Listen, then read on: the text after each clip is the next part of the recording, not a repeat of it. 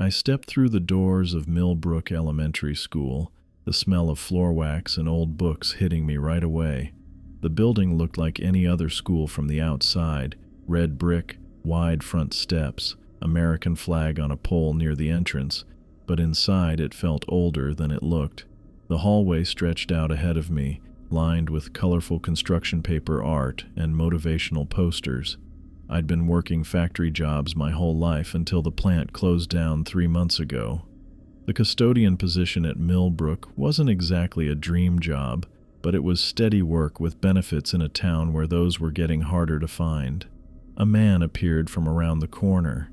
He was thin and wiry with cropped gray hair, probably in his early 60s, wearing faded work pants and a button-up shirt with the school logo. "You must be Perkins," he said, not bothering with a handshake. "Taylor Sawyer, head custodian." "Nice to meet you. Call me Finn." Taylor nodded once, then turned and started walking. "Follow me." He led me down the main hallway, pointing out classrooms, the cafeteria, gym, and administrative offices. His explanations were brief and to the point. Kindergarten through 5th grade, 412 students, 26 teachers. Principal Rogers runs a tight ship. We passed a trophy case with dusty awards inside, most dated back to the 90s. "When was the school built?" I asked, trying to make conversation. 1947, added the East Wing in 68, renovated in 92. Taylor kept walking, his eyes constantly scanning the hallways, checking doors, looking into empty classrooms. He showed me the supply closets, maintenance areas, and electrical panels. I tried to keep track of everything, but the school's layout was confusing. Hallways that seemed to double back on themselves, stairwells in unexpected places. After the tour, Taylor led me to a small room tucked away near the boiler room. It had a desk, a couple of filing cabinets, and a coffee maker that looked older than me. "This'll be your office. Day shift is 7 to 3. Night shift is 3 to 11. Your nights for now." He opened a drawer and pulled out a set of keys. "Master, don't lose them." I took the keys, feeling their weight. "Thanks." Taylor reached into his shirt pocket and pulled out a folded piece of paper. He smoothed it flat on the desk and slid it toward me. The paper had 5 numbered items typed on it. 1. If you find a red ball, kick it toward the nearest stairwell. 2. Always greet Emily Maldonado, but never stop to chat. 3. Never mark a bathroom as out of order after 5 p.m. 4. If you hear singing after 7 p.m., leave the building immediately. 5. If you see a child after hours, ask for their name. If they don't answer, run. I looked up at Taylor, waiting for him to crack a smile. He didn't. This some kind of joke? Hazing the new guy? Taylor's expression didn't change. "Not a joke. Follow these rules. No exceptions." I picked up the paper, reading through the list again. "Come on, singing? Kids who don't answer? What is this?" "Just follow the rules, Perkins." Taylor's voice dropped lower. "Dakota didn't." "Dakota?" "Your predecessor." "What happened to him?" Taylor's eyes fixed on mine. "He's gone. That's all you need to know." I folded the paper and put it in my pocket, unsure what to make of it. Maybe this was some weird tradition, or maybe Taylor was just messing with me. Either way, I needed this job. "All right, I'll follow the rules." Taylor nodded, seemingly satisfied. "Good. Your shift starts at 3. I'll be here until 4 today to get you settled. After that, you're on your own." My first shift was mostly straightforward, emptying trash cans, sweeping hallways, cleaning bathrooms. Taylor showed me the schedule and routines, then left at 4 as promised. The school felt different once he was gone. Quieter, but somehow not peaceful. I kept the list in my pocket, occasionally taking it out to read it again. Each time it seemed more ridiculous. Red balls, singing, kids without names. It had to be a joke. The first few days passed without incident. I learned the layout of the school better, figured out which teachers left the biggest messes, and settled into a routine. The rules started to fade from my mind as nothing unusual happened. Then on Thursday, I met Emily Maldonado. I was mopping near the front office when a woman stepped out. She was thin, too thin, with straight black hair and skin so pale it almost looked blue under the fluorescent lights. She wore a dark dress with a high collar that made her seem like she was from another era. "You must be the new custodian," she said. Her voice was soft but carried clearly across the hallway. I remembered the second rule: always greet Emily Maldonado but never stop to chat. "Yes, ma'am, Finn Perkins. Nice to meet you." I nodded politely, then went back to mopping. She smiled at me, and that smile, it stayed fixed on her face too long, like she'd forgotten to stop. Her eyes were bright, unnaturally so, as if they were catching light that wasn't there. "Welcome to Millbrook, Mr. Perkins. I hope you'll be with us for a long time." I nodded again, keeping my mop moving. "Thank you." She stood watching me for another moment before turning and walking back into the office. I felt a chill run down my back as she disappeared through the door. For the first time since getting the list, I wondered if Taylor might have been serious about the rules after all. There was something about Emily Maldonado that made me uneasy, something in those two bright eyes that didn't seem quite right. I was mopping the second-floor hallway Thursday evening, working my way from the science wing toward the library. The school felt different after hours, quieter but somehow more alive. The fluorescent lights buzzed overhead, casting harsh shadows across the linoleum floor. At exactly 7:14, I heard it, singing. The sound floated through the hallway, a woman's voice, melodic and haunting. It seemed to come from everywhere and nowhere at once. Rule 4 flashed in my mind. If you hear singing after 7 p.m., leave the building immediately. I dropped the mop. It clattered against the floor as I abandoned the bucket in the middle of the hallway. My heart jumped into my throat as I took off running toward the nearest exit. The singing grew louder as I sprinted down the corridor. The voice had an odd quality to it, beautiful but wrong somehow, like it was coming from underwater or very far away. I didn't look back, didn't stop to wonder who might be singing in an empty school. Taylor's rules suddenly felt very real and very necessary. I slammed into the exit bar with both hands, throwing my weight against the door. Cool night air hit my face as I stumbled into the parking lot. Behind me, the clock tower chimed 7:16. My hands shook as I fumbled with my keys, locking the heavy metal door. I backed away toward my car, staring up at the school windows. Nothing moved inside. The singing had stopped the moment I crossed the threshold. I spent the night at home wondering what I'd just escaped from. The next morning, I arrived early. Taylor was already there, standing by my abandoned mop and bucket in the second-floor hallway. Everything was exactly as I'd left it, the mop lying on the floor, dirty water still in the bucket. "I heard singing," I said, my voice sounding strange in the morning quiet. I remembered Rule 4. Taylor nodded, his weathered face showing what looked like approval. "Good. You did the right thing." "What would have happened if I stayed?" I asked, watching his face carefully. Taylor's expression closed off. He turned and walked away without answering, his footsteps echoing down the empty hallway. I cleaned up my abandoned supplies, trying not to think about what that silence meant. 2 weeks passed without incident. I settled into my routine, cleaning classrooms and hallways, fixing minor maintenance issues. The rules stayed with me, but the urgency faded a bit as days went by without anything strange happening. Until I found the ball. I was walking past the science classroom late one afternoon when I spotted it, a red rubber ball sitting in the middle of the hallway. It wasn't just red. It glowed slightly, like it was lit from within. It hadn't been there when I'd passed by 10 minutes earlier. Rule 1: if you find a red ball, kick it toward the nearest stairwell. I approached it cautiously. It looked like an ordinary playground ball, except for that strange inner light. I nudged it with my foot. The ball moved too easily, rolling with a smoothness that felt wrong. I kicked it harder, sending it down the hallway toward the stairwell. The ball rolled in a perfectly straight line, never bouncing or wobbling like a normal ball would.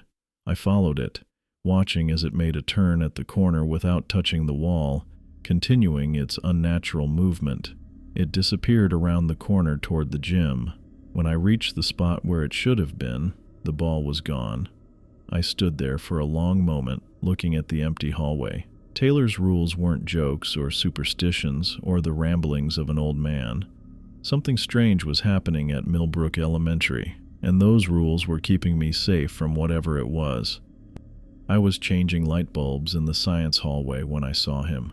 My ladder wobbled as I twisted in place, trying to get a better look at what I'd spotted from the corner of my eye. A small figure stood at the end of the corridor, partially hidden in the shadows between classrooms. A child. In the school. At 6:30 in the evening. My first thought was that some kid had gotten left behind after an after-school program. It happened sometimes. Parents running late, miscommunications about pickup times. But something felt wrong about this. The hallway was too quiet, too still. I climbed down from my ladder, my work boots hitting the linoleum with a dull thud that echoed through the empty corridor. The bulb I'd been replacing sat forgotten in my hand. "Hey there," I called out, my voice sounding unnaturally loud. "School's closed. Are your parents coming to get you?" The child stepped forward into the light, and my stomach dropped. He looked about 8 years old, with neatly combed hair parted on the side. He wore gray shorts that came to his knees, a white button-up shirt, and a dark vest. The clothes looked like something from an old photograph. Not vintage or retro, but genuinely old, like they belonged in another time. But it was his face that made me take a step back. His skin was unnaturally pale, almost translucent, with dark circles under eyes that seemed too large, too dark, and far too knowing for a child. Those eyes fixed on me without blinking. Rule 5 suddenly flashed in my mind. If you see a child after hours, ask for their name. If they don't answer, run. The light bulb slipped from my fingers and shattered on the floor, tiny glass shards scattering across the linoleum. Neither of us reacted to the noise. "What's your name?" I asked, my voice shaking more than I wanted to admit. The boy tilted his head slightly, studying me with those two dark eyes. Then, slowly and deliberately, he shook his head from side to side. No name, no answer. I didn't think. I just ran. I left the ladder, the broken glass, my tool belt, everything. My feet pounded against the floor as I sprinted toward the nearest exit, fumbling with my keys. I slammed into the metal bar of the door and burst out into the cool evening air, not stopping until I reached my car. My hand shook so badly I could barely get the key into the ignition.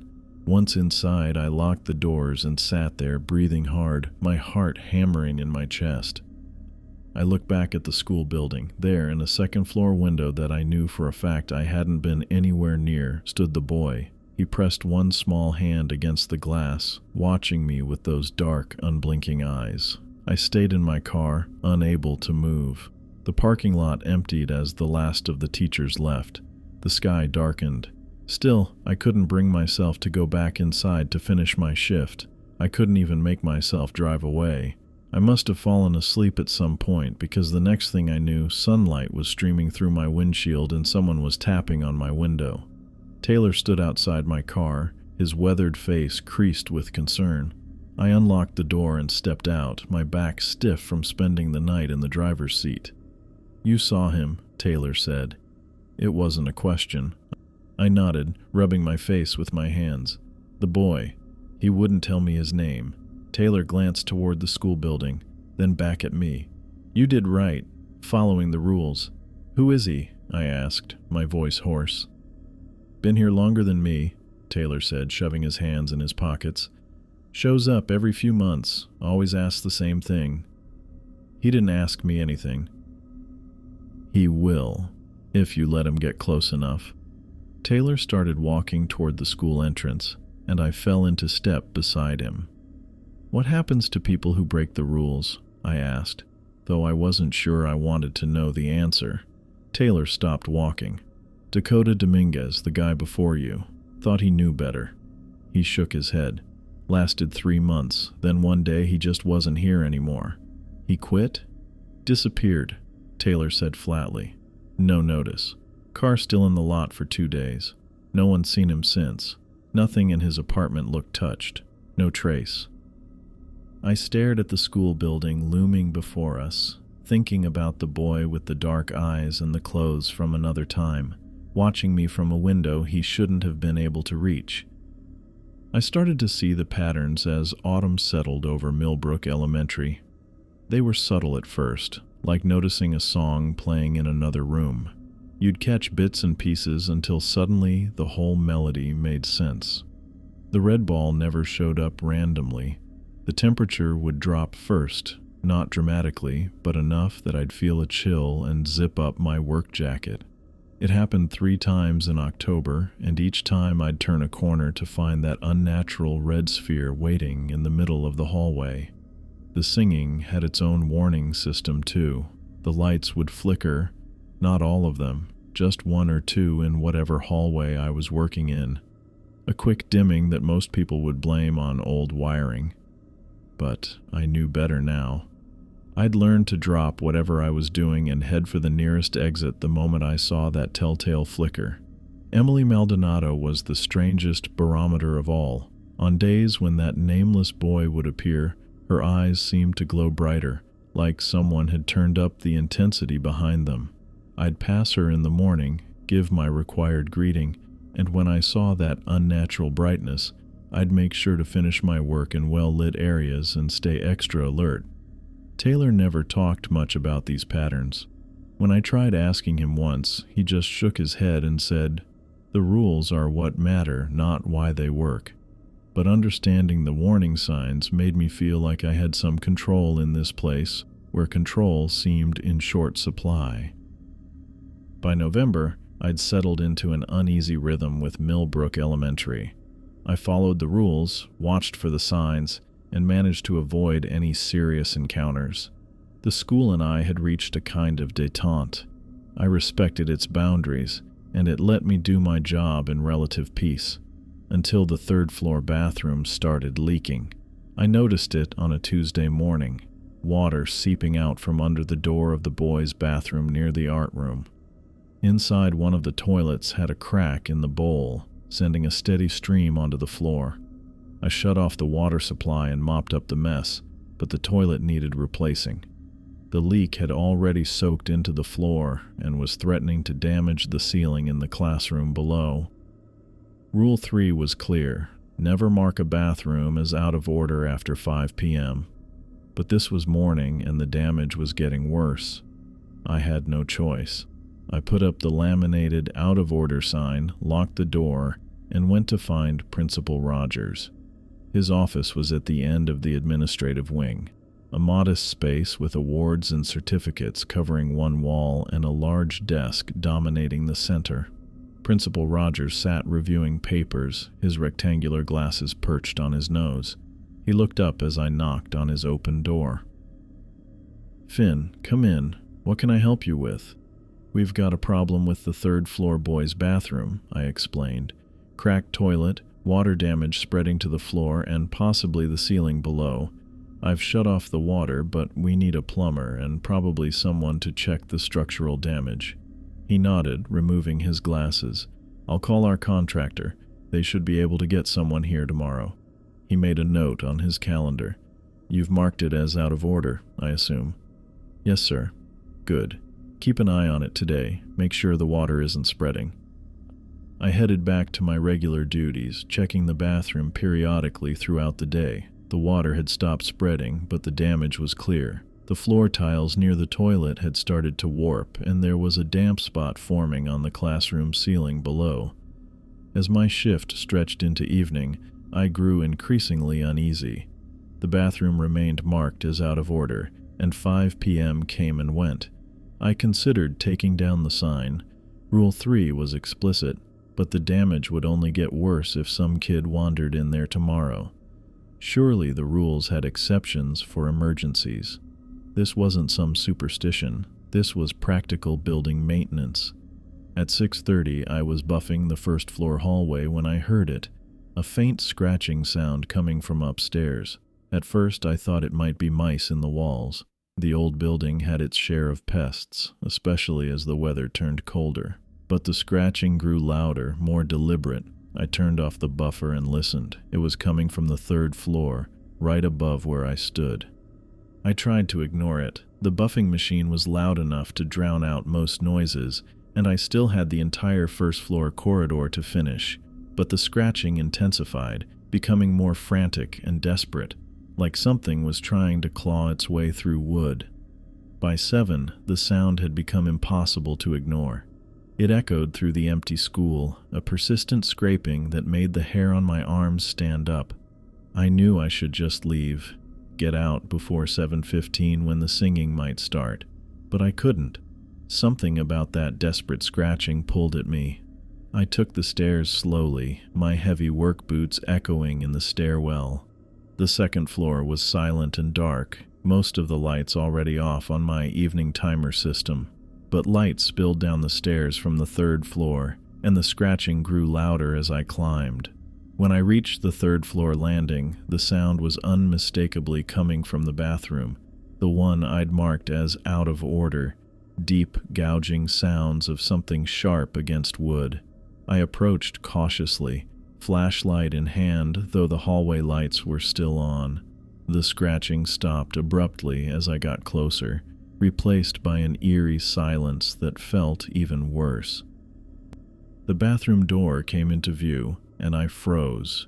Deep claw marks had been gouged into the wooden surface, long, jagged furrows that splintered the paint and wood. They ran from about halfway up the door all the way down to the floor, as if something had been desperately trying to get out, or in. The out-of-order sign that I'd carefully taped to the door that morning lay on the floor in shreds, torn into dozens of tiny pieces. I knelt down, gathering the fragments in my trembling hands. The laminated pieces were still sharp at the edges, cut with unnatural precision. My heart hammered in my chest as I stood up, staring at the claw marks. They were too large for any animal that could get into the school, too deliberate, too angry. I quickly collected all the shredded remains of the sign, stuffing them into my pocket. Then I took out my keys, unlocked the bathroom door, and pushed it open. The interior looked exactly as I'd left it that morning. Toilet still cracked, floor still damp, but otherwise untouched. No sign of whatever had clawed at the door. I closed the door, locked it, and hurried back to my office near the boiler room. I found a blank piece of paper and a marker, and wrote out a new sign. Bathroom operational. Please use caution. I rushed back upstairs and taped it to the door, right over the claw marks. The moment I finished, the scratching stopped completely. The sudden silence was almost as unnerving as the noise had been. I stood there in the empty hallway, staring at my makeshift sign covering those deep gouges in the wood. I wasn't dealing with superstitions or pranks. Something was actively enforcing the rules at Millbrook Elementary. Something with claws that could tear through solid wood when those rules were broken. I worked late one Friday in December, finishing up the holiday decorations Principal Rogers wanted in the main hallway. The winter concert was scheduled for next week, and I'd spent most of my shift hanging paper snowflakes from the ceiling and taping student artwork to the walls. My back ached from climbing up and down the ladder all afternoon. The school felt different in December. The heating system worked overtime, creating odd pockets of warmth and cold throughout the building. The early sunset meant I worked mostly in darkness, with only the fluorescent lights keeping me company. I'd gotten used to the routine of it all. The quiet hallways, the occasional sound of the building settling, the constant awareness of my surroundings. I checked my watch. 7:10. 5 more minutes and I could pack up for the night. I still needed to collect my cleaning supplies from the 2nd floor and return them to the storage closet. The thought of heading upstairs made me hesitate. Something felt off tonight. The air seemed heavier, charged with a kind of tension I couldn't explain. I folded my ladder and carried it toward the supply closet, my footsteps echoing in the empty hallway. The sound bounced off the lockers and classroom doors, creating a rhythm that almost sounded like whispers. I shook my head. After months at Millbrook Elementary, I was starting to imagine things. As I reached for the supply closet door, the lights flickered once, twice. My stomach dropped. I knew what that meant. I abandoned the ladder against the wall and turned toward the nearest exit, my heart already pounding in my chest. At exactly 7:15, the singing began. It started as a soft hum, barely audible over the sound of the heating system. Then it grew, filling the hallway with a woman's voice, clear, haunting, and completely out of place in an empty elementary school. I couldn't make out the words, but the melody sent chills down my arms despite my heavy work jacket. I ran, down the hallway, past the main office where Emily Maldonado sometimes worked late, around the corner toward the side exit. The singing followed, growing louder with each step I took. It seemed to come from everywhere at once. The walls, the ceiling, the floor beneath my feet. I rounded the final corner and skidded to a stop. My exit route was blocked. The boy stood directly in front of the double doors, his small figure casting no shadow under the harsh hallway lights. He looked exactly as he had the first time. Pale skin, dark circles under oversized eyes, dressed in clothes from another era. His vest and shorts looked pristine, like they'd been pressed moments ago. I took a step back, my breathing ragged. The singing grew louder behind me, pushing me forward even as every instinct screamed to retreat. I was trapped between two impossible choices. "What's your name?" I asked, though I already knew the answer. The boy tilted his head, studying me with those unblinking eyes. Then, slowly, he smiled. It wasn't a child's smile. It was knowing, ancient. He shook his head deliberately from side to side, just as he had before. Then he raised one small hand and pointed upward toward the ceiling. The singing continued above us, the melody shifting into something more urgent, more insistent. I had to choose. Stay for the singing that Rule 4 explicitly warned against, or confront the nameless boy that Rule 5 told me to run from. Both options broke the rules. Both options meant danger. I took a deep breath and made my decision. I ran straight toward the boy, toward the exit he guarded. His eyes widened slightly, the first real reaction I'd seen from him, as I charged forward. As I passed through the space where he stood, an intense cold engulfed me.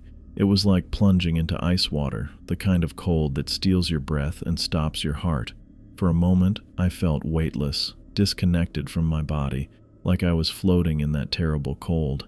Then I slammed into the exit bar, pushing through the double doors with all my weight. I burst outside into the winter night, the cold air feeling warm compared to what I'd just passed through. The clock tower chimed 7:16 as my feet hit the pavement. Behind me, the singing stopped abruptly, cut off mid-note. In the sudden silence, I heard the distinct sound of glass breaking, a sharp splintering crack that echoed across the empty parking lot. I didn't look back. I ran to my car, hands shaking as I fumbled with the keys, and drove home with the heater blasting. The weekend passed in a blur of anxiety and restless sleep. I kept seeing the boy's face when I closed my eyes, that knowing smile as he pointed upward. I kept feeling that terrible cold. Monday morning arrived with gray skies and the threat of snow. I pulled into the school parking lot earlier than usual, needing to check what had happened after I left Friday night. Taylor was already there, waiting by the main entrance. He didn't look surprised to see me. "Come with me," he said without greeting, turning to head inside. I followed him through the quiet building, up the stairs to the second floor. He led me down the hallway toward the classrooms above where I'd encountered the boy.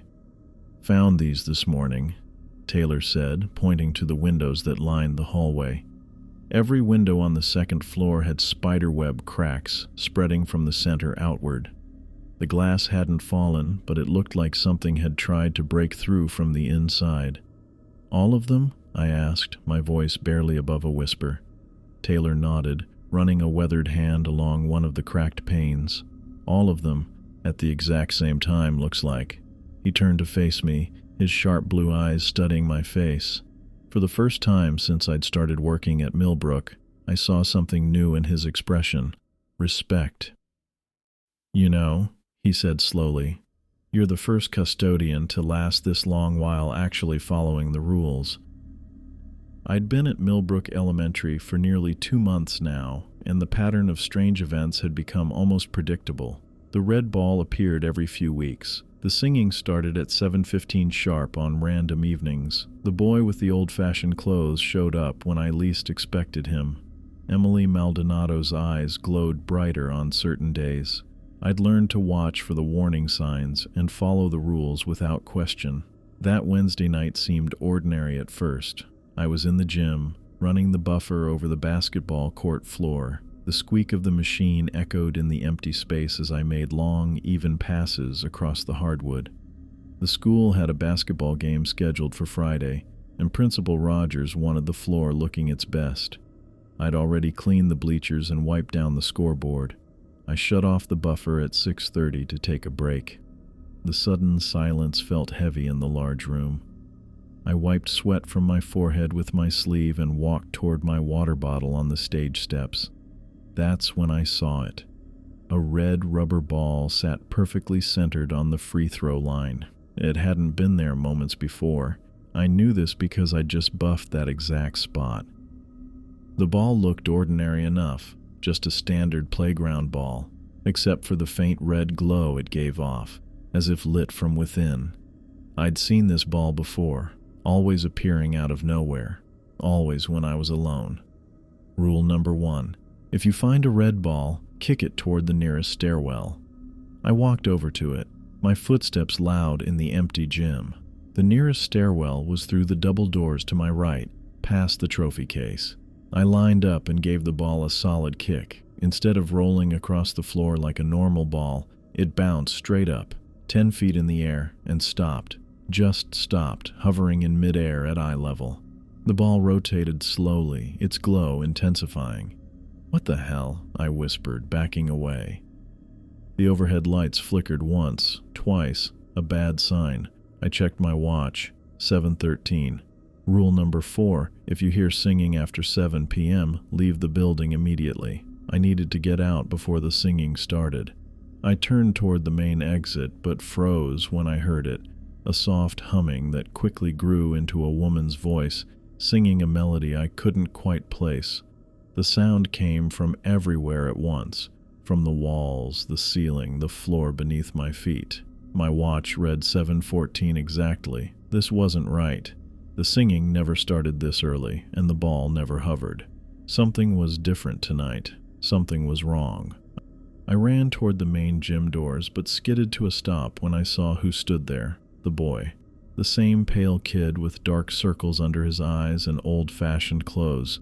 He blocked the doorway, his small hands hanging at his sides, watching me with that unblinking stare. Rule number 5. If you see a child after hours, ask for their name. If they don't answer, run. "What's your name?" I called out, my voice shaking. The boy tilted his head, studying me with those dark eyes, and deliberately shook his head from side to side. I spun around, looking for another way out. The emergency exit at the back of the gym was my best bet. I sprinted toward it, the singing growing louder with each step, only to find Emily Maldonado standing there. She wore her usual high-collared black dress, but her eyes, God, her eyes glowed like headlights, casting beams of unnatural light across the gym floor. Her thin lips were fixed in that same frozen smile I'd seen the first time we met. Rule number 2. Always greet Emily Maldonado, but never stop to chat. I was trapped. The boy at one exit, Emily at another, the singing getting louder by the second, and a glowing ball hovering in the middle of the gym. All the rules were being tested at once. My mind raced. There was a third exit, through the cafeteria. If I could get to it, I might have a chance, but I'd have to pass close to the floating ball, and the singing was making it hard to think straight. I made my decision. I ran straight toward the hovering ball, grabbed it midair, it felt ice cold in my hands, and continued toward the cafeteria doors. The singing swelled to a deafening volume, coming from multiple directions now. as if a chorus had joined the original voice. The nameless boy appeared again, this time at the cafeteria entrance. How did he move so fast? I didn't slow down. I hurled the red ball directly at him. The ball passed through his small body, and for a split second, both the boy and the ball vanished like a television switching off, just long enough for me to reach the doors and push through. I ran through the dark cafeteria, knocking over chairs, guided only by the emergency exit sign glowing at the far end. As I approached the final doors, Emily Maldonado stepped out from the kitchen area, blocking my path again. Her eyes blazed so brightly I had to squint. I didn't stop running. As I passed her, I nodded and said, "Good evening, Ms. Maldonado," without breaking stride. Her smile twitched just slightly as I brushed past her. I slammed into the exit bar with both hands, bursting through the doors into the cold night air just as the clock tower chimed 7:16. The singing cut off instantly like someone had flipped a switch. The ground beneath my feet trembled. Behind me, the entire school building shook, windows rattling in their frames, bricks grinding against each other. It wasn't an earthquake. It was something else, something angry. I stumbled backward across the parking lot, watching as the school convulsed like a living thing. I returned the next morning to find Taylor waiting by the main entrance. His face looked even more lined than usual, his mouth set in a hard, tight expression. He didn't say anything at first, just nodded toward his small office behind the boiler room. I followed him down the empty hallway, our footsteps echoing against the linoleum. Taylor's office was cramped and smelled like old coffee and industrial cleaner. He shut the door behind us and leaned against his metal desk, arms crossed over his thin chest. "You passed," he said finally. "Passed what?" I asked, though part of me already knew. Taylor ran a hand over his gray crew cut. "Every 7 years, this place, it tests whoever's looking after it, tests them hard. Been going on since before I started here in '84.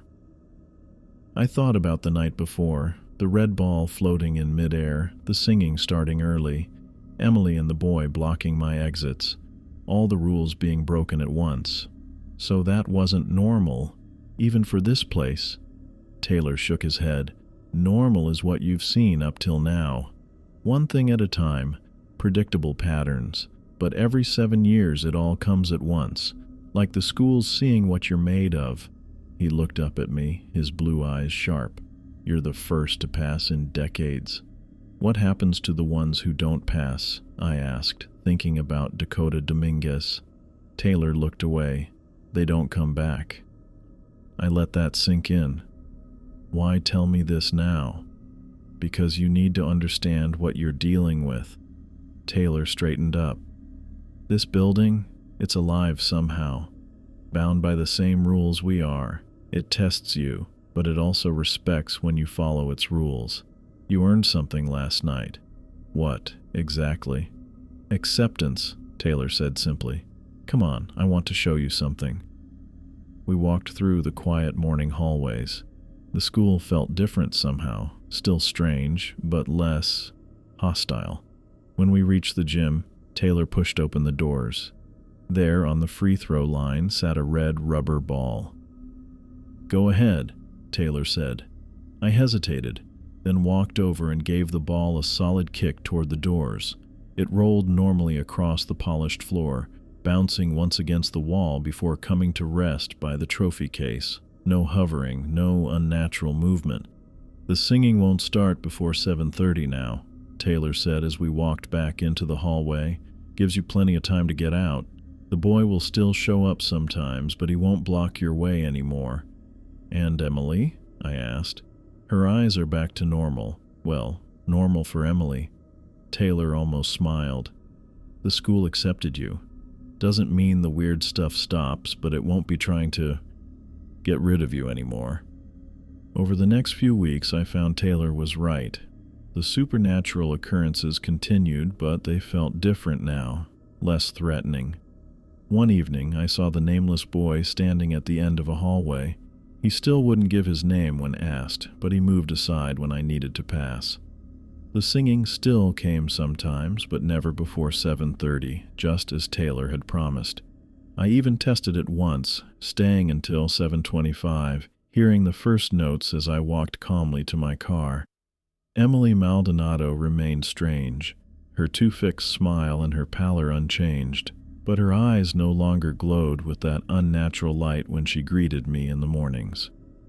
Working at Millbrook Elementary wasn't what I'd expected when I took the job.